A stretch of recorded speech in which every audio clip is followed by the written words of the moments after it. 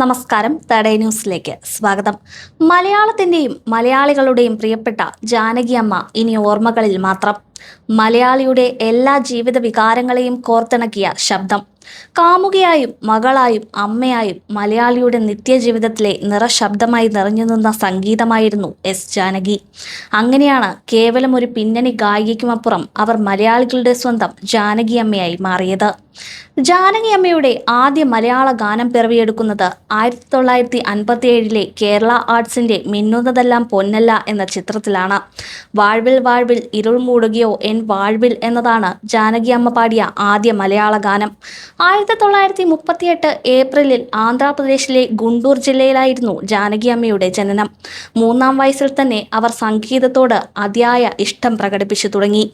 ആകാശവാണി ദേശീയ തലത്തിൽ സംഘടിപ്പിച്ച ഗാന മത്സരത്തിൽ 2-ാം സ്ഥാനം നേടിയതോടെയാണ് ജാനകി അമ്മ ശ്രദ്ധേയയായത്.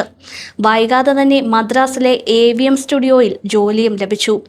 അതിനുശേഷമായിരുന്നു തൻ്റെ ആദ്യ സിനിമയിൽ പാടാനുള്ള അവസരവും ലഭിച്ചത്. പിന്നീട് ജാനകി അമ്മയ്ക്ക് തിരിഞ്ഞു നോക്കേണ്ടി വന്നില്ല. എല്ലാ ദക്ഷിണേന്ത്യൻ ഭാഷാ ചിത്രങ്ങളിലും പാടിയിട്ടുള്ള ജാനകി ഹിന്ദി, സിംഹള, ബംഗാളി, ഒറിയ, ഇംഗ്ലീഷ്, സംസ്കൃതം, കൊങ്ങിണി, തുളു, സൗരാഷ്ട്ര, ബഡൂഗ എന്നീ ഭാഷകളിലും സ്വര സാന്നിധ്യം അറിയിച്ചു. 1200-ൽ പരം മലയാള സിനിമാ ഗാനങ്ങൾക്ക് ജാനകി അമ്മ ശബ്ദം പകർന്നു. തെലുങ്കു, കന്നഡ, തമിഴ്, ഹിന്ദി, ബംഗാളി, മറാഠി, ഉറുദു, ഗുജറാത്തി, പഞ്ചാബി തുടങ്ങി 17 ഭാഷകളിൽ സോളോ, യുഗ്മഗാനം, ഡ്യുവറ്റ്, കോറസ് മുതലായ പലതരത്തിലുള്ള 48,000-ഓളം ഗാനങ്ങൾ ആലപിച്ചു. ഇവയ്ക്ക് പുറമെ ഇംഗ്ലീഷ്, ജാപ്പനീസ്, അറബിക്, ജർമ്മൻ എന്നീ ഭാഷകളിലും പാടിയിട്ടുണ്ട്. എന്നാൽ ഏറ്റവും കൂടുതൽ ഗാനങ്ങൾ യഥാക്രമം കന്നഡ, മലയാളം എന്നീ ഭാഷകളിലായിരുന്നു. മികച്ച ഗായികയ്ക്കുള്ള ദേശീയ അവാർഡ് 4 തവണയാണ് എസ് ജാനകിയെ തേടിയെത്തിയത്.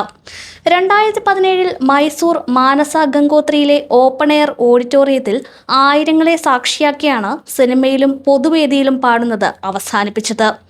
ഇന്ത്യൻ സിനിമയുടെയും മലയാള സിനിമയുടെയും ചരിത്രത്തിൽ എസ് ജാനകി എന്ന നാമം എന്നും അനശ്വരമായിരിക്കും.